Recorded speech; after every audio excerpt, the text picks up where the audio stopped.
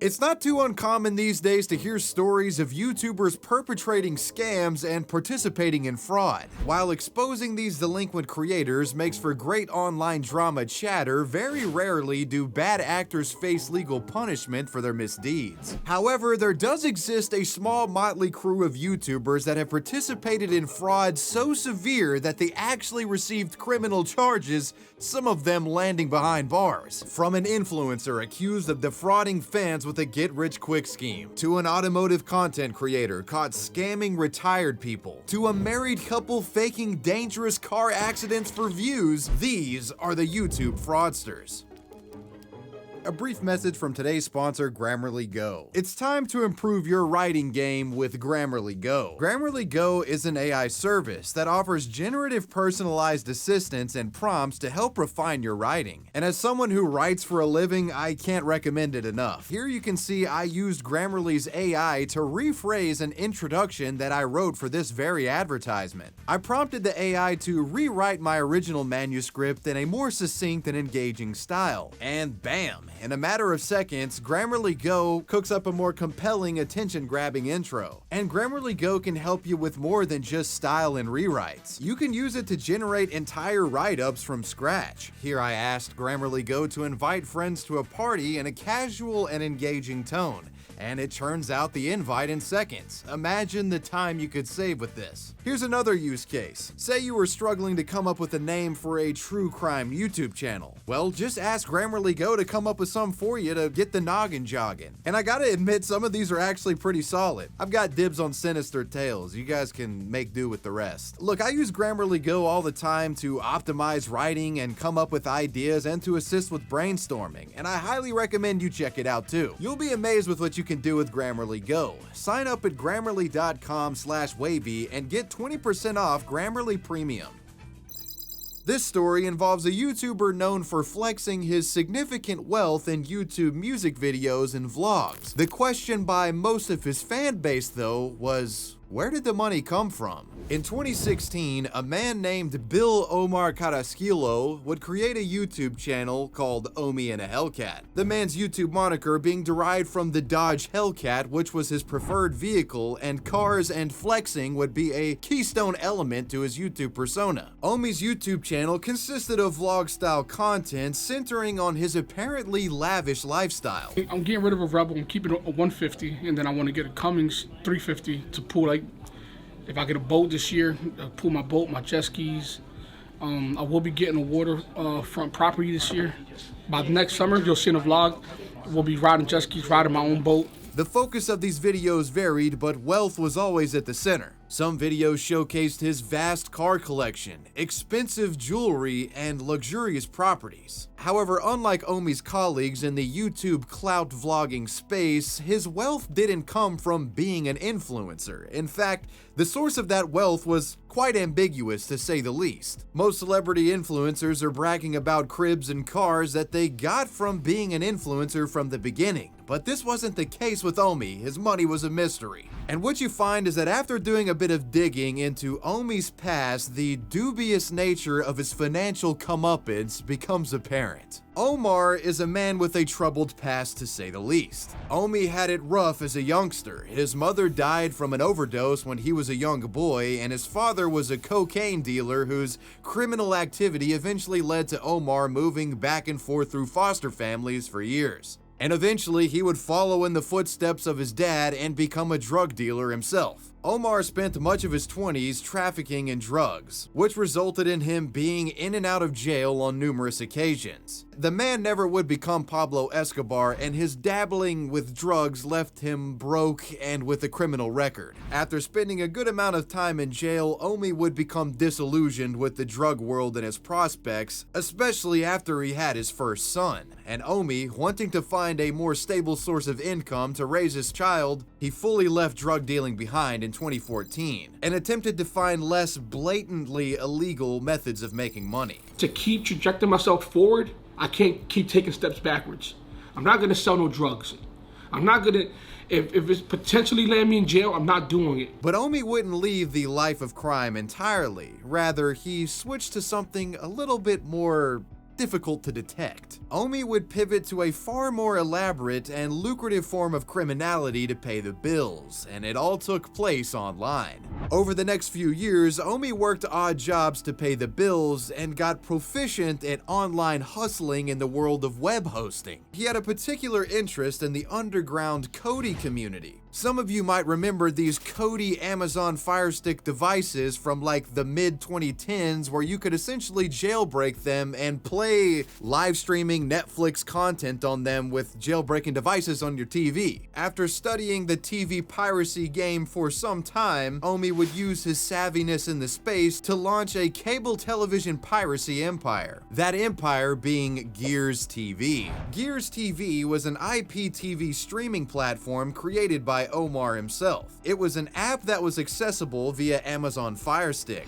Gears TV hosted live-streamed feeds of proprietary cable television networks, offering consumers hundreds of premium television channels for just $15 a month. The service allowing its users to consume cable television, sports packages at a fraction of what a cable company would charge you. Omi illegally acquired this content by personally subscribing to cable TV providers and streaming services himself. Then he would use data encoders to bypass copy protection, allowing him to essentially restream paid cable content to viewers around the world. It was a compelling value for thousands of subscribers, and needless to say, was extremely illegal. From 2016 to 2019, Gears TV would be the most successful of any service to employ the fraudulent tactic. It reportedly garnered over 100,000 subscribers and generated an estimated $34 million profit in the years that it operated. Gears TV made Omi a rich man, and it was the empire of cable television piracy that provided the wealth showcased in what would become the Omi In A Hellcat YouTube channel. But with a piracy empire this high-flying, it was only a matter of time before the feds got involved. With his YouTube channel running on all cylinders in the late 2010s, Omi would draw far too much attention to himself, and much in part to his braggadocious YouTube behavior, an investigation would eventually link the Gears TV piracy network to Omi himself. What followed this connection was a raid conducted by the FBI at Omar's residence. Giving us any reason.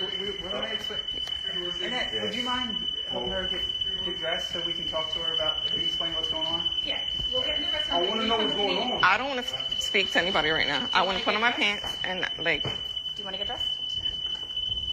What are you guys looking for? You guys got this phone call or something? So we have a federal arrest warrant for Omar. We're gonna take him to the Philly FBI office. He's gonna get processed there, and then he'll have his initial court appearance later on today, like midday today.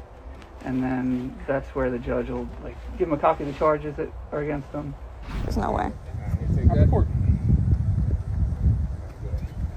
What if I don't want to work? Omar was arrested and his financial dockets audited. To make matters worse for the man, after an investigation of the paper trail around this Gears TV network, it was found that Omar had not been accurately reporting his income throughout the duration of the fraud, making him guilty of tax evasion as well as piracy. Omar was facing charges ranging from copyright infringement to tax evasion, and he initially acted like he did nothing wrong. So they came back for the things that they alleged that I did, the copyright infringement, which, you know, I don't think I ever did anything wrong. Obviously, I was running businesses wide open in the public, so now we just got to see. Omar would defend himself by saying that his actions were akin to watching movies with a group of friends at a party. Yeah, because, you know, showing live streamed feeds of cable networks to 100,000 people is totally the same as that, right? Needless to say, Omi was coping hard. It's unclear if Omar was genuinely under this impression or if he was intentionally trying to not admit guilt in order to avoid harsh prosecution. After all, the man was facing up to 500 years in prison after each of the individual copyright infringement charges had been compiled together on an individual basis. Hell, I'd be playing dumb too in this case. However, later on in the process of this case, Omar would eventually state that he had a realization that his actions were wrong after viewing a documentary about Pixar Studios. Apparently, this documentary making him realize that piracy affected the small guys behind these massive studios. After being formally arrested in September of 2021, Omar would plead guilty to his charges, and his trial would conclude in March of 2023. Omi In A Hellcat was ultimately sentenced to serve 5.5 years in federal prison, on top of paying back $30 million worth of assets that he had pocketed, $14 million in restitution to the service providers that he had stolen from, and $5.7 million for backed taxes. Omar officially began serving his time on May 8th of 2023. Omi's last action before entering custody was arranging the construction of a smaller home for his family, so that they would have a place to live after his expensive properties were sold off to pay backed taxes.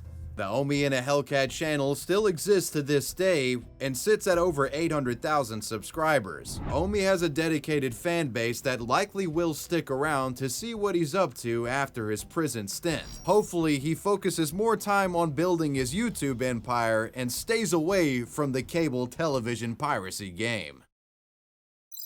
This next story involves an influencer accused of doing one of the scummiest things imaginable as a social media star: scamming your own fans out of money. Kayla Massa was an Instagram personality and YouTuber that posted vlog and lifestyle content detailing their day-to-day life. You know, your run-of-the-mill modern influencer shit. Selfies, storytime videos, flexing, you know the drill. And you might be asking, well, what makes Kayla Massa special in the world of social media frauds? Well, it all has to do with a bizarre series of posts in which the influencer offers money-making opportunities to her fans. In the midst of Kayla's routine content, one would find images of the woman holding large stacks of money, and videos of the woman showcasing herself receiving massive withdrawals of cash from ATMs. Writing accompanying said content would urge fans to send her a text message if they wanted to make money like this themselves. One post read, "If you're from South Jersey, have a bank account, and trying to make some quick, easy money, direct message me." Upon posting these sort of mysterious call to arms for the fans to make money, some would, of course, message the woman. In messages, Kayla would then coerce the more trusting of her fans to give over their bank account details, with the promise that if they gave her their banking account informations, don't worry about the details, we'll get you some money. Now, most of you are like, who the f would actually do this? And many who got to this point in the text message interaction were like, f it, I'm out of here. But as we all know, some on social media aren't the brightest bunch, and they would keep entertaining Kayla's sketchy requests. Sadly, those who engaged with Kayla never learned any infinite money ATM glitches. Rather, they found themselves screwed by an influencer that they looked up to. Reports say that Kayla Massa was involved in a criminal operation consisting of numerous individuals who were orchestrating an intricate banking scam. This is how it worked. Authorities say that some of those involved in this scam worked at auto-related businesses in the New Jersey area, such as Factory Tune Auto Repairs, Joel's Auto Technology, Goody's Automotive, as well as a handful of Nissan dealership locations. It's alleged that through these connections, Kayla was able to get access to blank checks and money orders with the names of these businesses on them. Kayla, using her social media, would then trick her fans to hand over their banking information under the premise of a get-rich-quick scheme. Authorities claim that the woman would then forge a check from one of these auto businesses, issue the check to one of her fan bank accounts, then immediately withdraw these stolen funds from the fan bank account, her and the criminal group around her pocketing all of the proceeds. She profits, the business loses, and it appears as if one of her fans were responsible for the theft. You gotta admit, it's a pretty intricate yet brazenly stupid scheme. By the time that the businesses would catch wind and cancel the bad checks, Kayla would have already had the money withdrawn.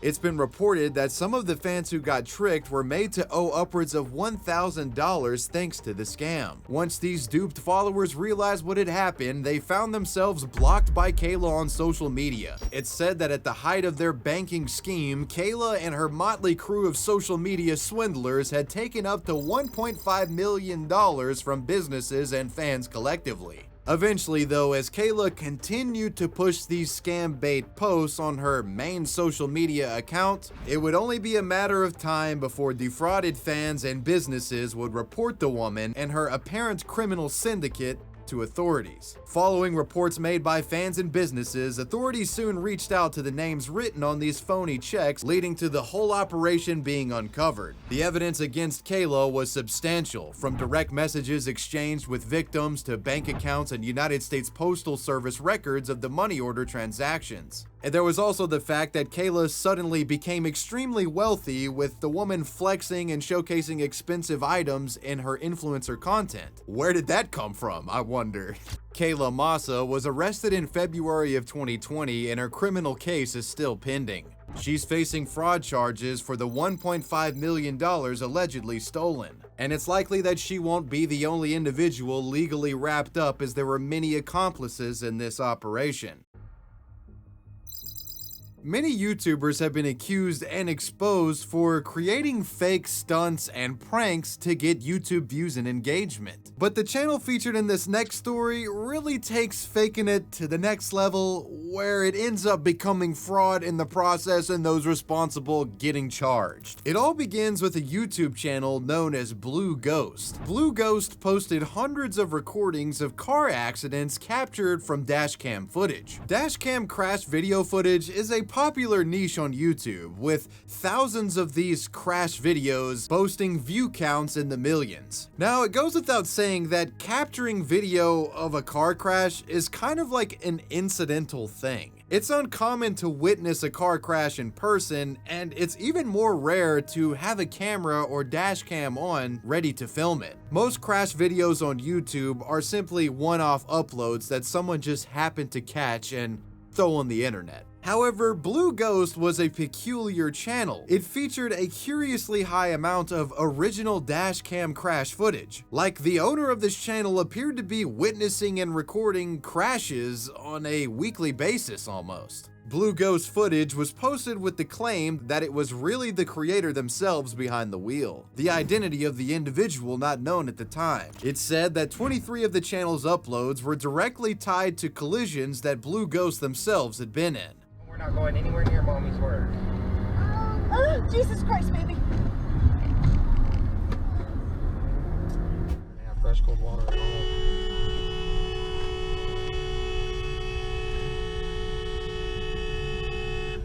The sheer frequency of Blue Ghost crashes uploaded to the channel created a spectacle within the dashcam community on YouTube. Many online dissected Ghost's recordings, and some ridiculed the uploader for their poor driving, while others suspected that there was something more nefarious going on. How could one guy be in so many car crashes? There was a thought that the wrecks featured in Blue Ghost videos were in fact not accidents, with some claiming that the crashes could have been perhaps staged, in an effort to create dramatic YouTube content and rake in ad revenue in the process. Bizarrely enough, what the YouTube community would eventually come to find is that yes, the Blue Ghost crashes were setups, but the staging of the accidents wasn't for clout or YouTube views. The true purpose of these crashes was far more intricate and nefarious. It was eventually revealed that the individuals behind the Blue Ghost account were a married couple, Christopher and Kimberly Phelps from Yucaipa, California, and their online crash videos were merely a byproduct of an insurance fraud scheme that they had been participating in.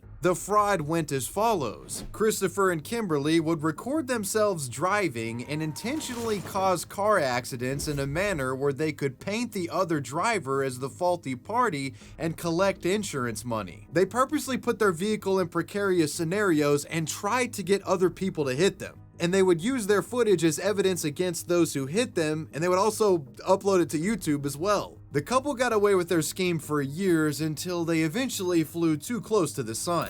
In February of 2023, the couple would conduct yet another one of their stunts. While driving, Christopher stopped his vehicle in the middle of the road for seemingly no reason, resulting in him being rear-ended by a truck.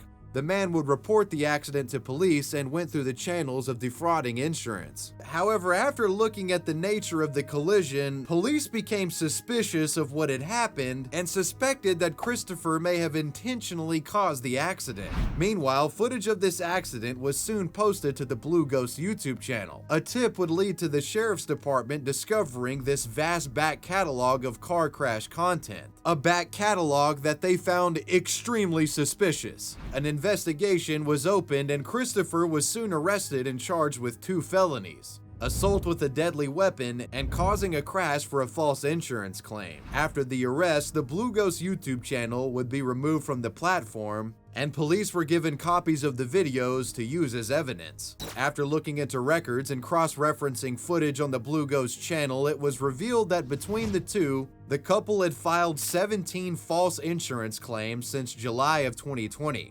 42 videos on their channel were determined to be intentionally risky and 23 captured collisions. To make matters worse, in some of the videos, the couple's child was present in the vehicle. The child being present in some of the videos and the sheer scale of the fraud that was being committed resulted in Kimberly being arrested as well. Christopher was charged with an additional 32 felonies after police had performed a full investigation. 6 counts of assault with a deadly weapon, 11 counts of insurance fraud, and 5 counts of child endangerment. His wife Kimberly was separately charged with 3 felonies, 1 count of insurance fraud, and 2 counts of child endangerment.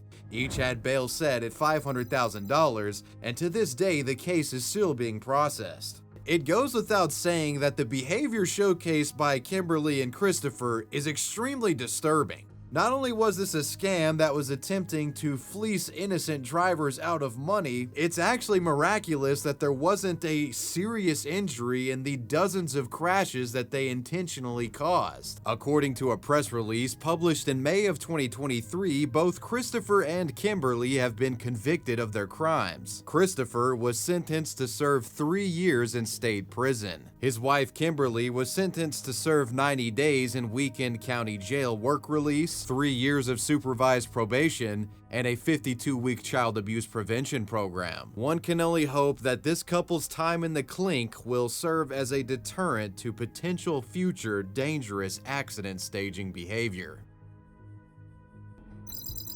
This next story involves a YouTuber found guilty of defrauding people out of retirement money. In the mid-2010s, a YouTuber known as GasKings rose to popularity. If the name wasn't a giveaway already, the British creator focused on content exclusively surrounding vehicles. This channel was created and front-run by a man named Anthony Locke. The channel featured Anthony and his friends driving souped-up and modded vehicles. With high speeds and burning rubber being thematic backdrops to this channel, Anthony Locke and the GasKings collaborators would upload for many years and became legendary within the automotive space on YouTube, amassing a massive subscriber base of close to 700,000 subs. And this is in the mid-2010s, which is like really impressive for that time. However, unbeknownst to the public, behind the tuned-up automotive antics, Anthony had long been partaking in a far more scandalous and lucrative venture. A venture that would end up with aging retirees scammed and Anthony in prison. Prior to the start of the GasKings YouTube channel, Anthony and his business partner, Ray King, had created a website known as Successful Pensions. Their Successful Pensions website and service marketed itself as a means of withdrawing money from one's retirement fund without penalty before the age of 55.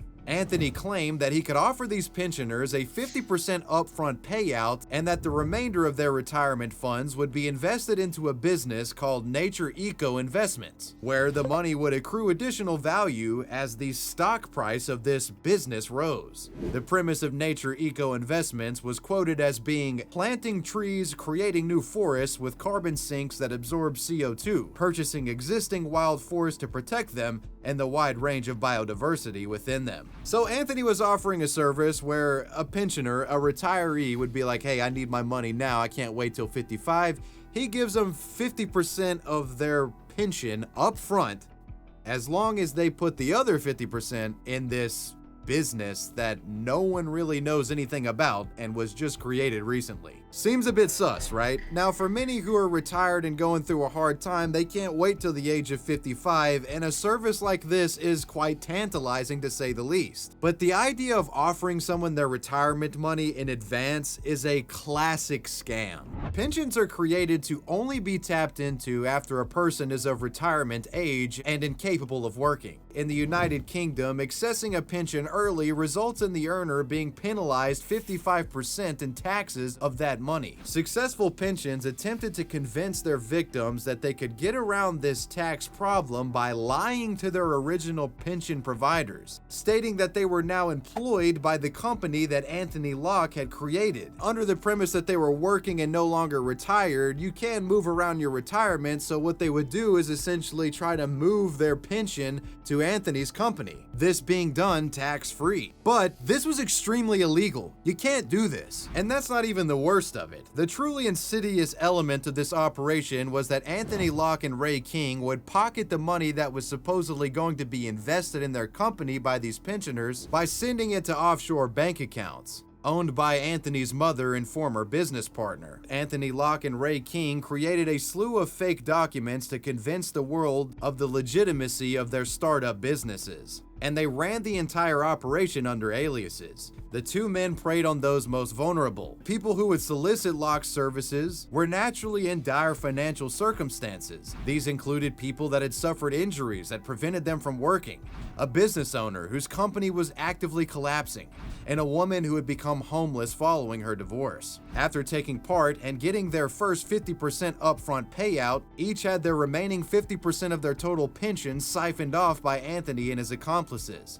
the money never being seen again. This organized scam was active from September of 2013 to April of 2014, ending just before the creation of Anthony Locke's primary GasKings YouTube account. It would be nearly 5 years before the scandal was unearthed, after the full financial burden had fallen on its victims, and the investing portion of the scam that his victims had been promised was outed as a sham. The lid was eventually blown on this entire scheme, and Anthony Locke and his accomplice Ray King would be arrested. An investigation would show that the duo had scammed 16 people out of a total of nearly 1 million British pounds, which was approximately 1.3 million USD at the time. Some of the money that was scammed was actually used to purchase some of the expensive vehicles that would inevitably be featured on the GasKings YouTube channel, such as an Audi R5 and R8, an Aston Martin Vantage, a Mercedes B180, and a Porsche 911. After the full extent of his crimes were revealed, Anthony Locke was charged with 23 counts of fraud and 3 counts of money laundering. Ray King was charged with 14 counts of fraud. In April of 2018, the media began to funnel the story onto the internet, where audiences of the GasKings channel discovered the situation for the first time. Needless to say, fans were completely shocked and disappointed. In 2018, Anthony Locke, the Gas King himself, was sentenced to serve 5 years in jail, while Ray King would receive 3 years and a month following a guilty verdict. To add insult to injury, GasKings' YouTube channel has been deleted from the platform. Unfortunately, I'm unable to ascertain if Anthony Locke is still behind bars, but needless to say, it's sad to see someone take advantage of people in rocky financial circumstances the way the Gas King did. This next story is a glimpse into the life of a man who just might be America's most notorious police impersonator. A man infamous for a video of him being caught red-handed going viral on YouTube. This is the story of Jeremey Dewitte. Jeremey Dewitte, born and raised in Central Florida, has been strangely obsessed with the idea of becoming a cop since childhood. And as a teenager, his attempts at appearing as if he was a cop would get him in legal trouble. In 1998, at the age of 17, Jeremey reportedly added police lights to his vehicle and attempted to get free gasoline while posing as a police officer. This incident was reported to actual police, resulting in Jeremey Dewitte's first police impersonation charge. Jeremey would continue to impersonate police into adulthood. He was hit with related charges in both 2001 and 2003, and as a result, Jeremey received a felony conviction and was given jail time. Jeremey's sentence would be extended by 4 additional years after it was discovered that he had violated parole, and around this time, it was found that Jeremey had engaged in lewd acts with a minor. Naturally, this increased his time in jail and he was made to register as a sex offender. Finally, after getting out of jail as a result of these crimes, it appeared as if Jeremey Dewitte was on the straight and narrow path. After getting out, the man created his own business where he operated a private funeral procession service, where him and his employees would guide funeral attendees and clear out traffic on the drive from a funeral home to a person's burial site. This business would eventually become Metro State Special Services. At Metro State, Jeremey and his employees wore uniforms that bore an uncanny resemblance to that of policemen and vehicles that looked like official police cars. I think you can see where this story is going. Jeremey's company's name, the police vehicles, the uniforms, it seemed like after getting out of jail for committing police impersonation, it seemed like the man was leaning back into his old habits. Take, for example, the Metro State Company badge. This badge closely resembled the official design of the Los Angeles Police Department. The man's Metro State vehicles were black and white in color like a cop car, featuring Metro State symbolism on the side. His emblems fixed in a way where one might find the city and department name on a police cruiser. Metro State members wore gray, reflective, or dark blue uniforms. While these didn't match the brown and white shirts of Florida police specifically, it was undeniable that the Metro State dress code resembled the silhouette of real police. The disturbing reality of Jeremey's activities were that while he was actually operating a legit funeral procession service, in his extracurricular time, he was posing as a policeman and using his gear and vehicles to do this. And we know this because Jeremey actually recorded himself with the police body cam in the process.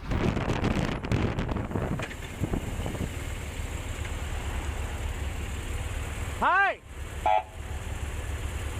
How are you today? Jeremey has been detained multiple times since the formation of Metro State, under the suspicion of him impersonating law enforcement.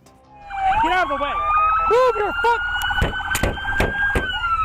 Get your fucking car out of the way now! This guy was causing so many problems for the local police that he was on a first-name basis with actual officers in town. Who is this guy? Oh, that's Jeremey right there? Oh, God. Not him again. It's Jeremey.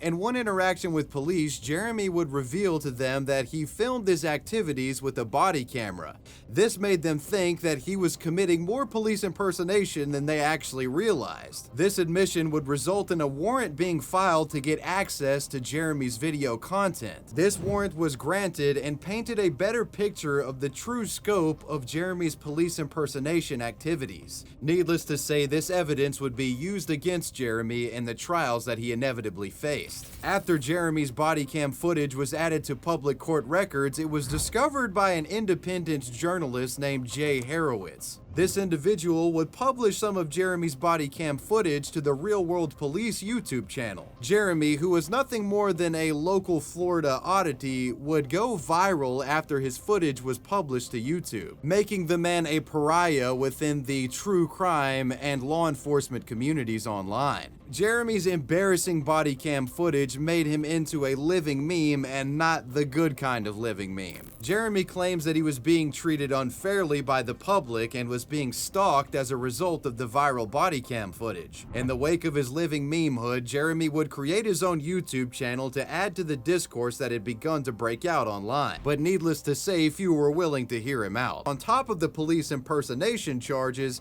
it was found that Jeremey failed to re-register as a sex offender, so he got additional punishment for that as well. After all of Jeremey's wrongdoings had been tallied in court, the man was facing 85 years in prison, but he would never have to face this much time.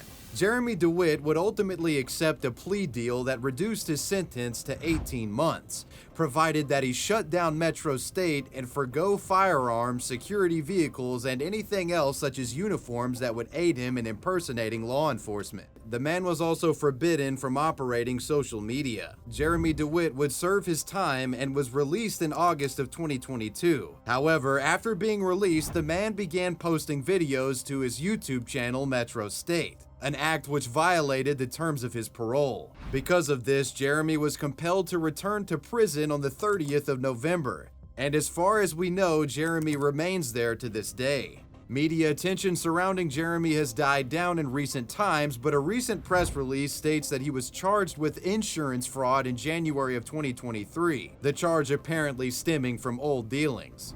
If Jeremey is found guilty on these new insurance-related charges, the man could face upwards of 75 years in prison. If there's anything to be said about Jeremey Dewitte, it's that old habits die hard, and even if this man does serve his time, I wouldn't be surprised if we saw him face to face with legal issues again. Easily one of the most infamous police impersonators in history, that was the story of Jeremey Dewitte.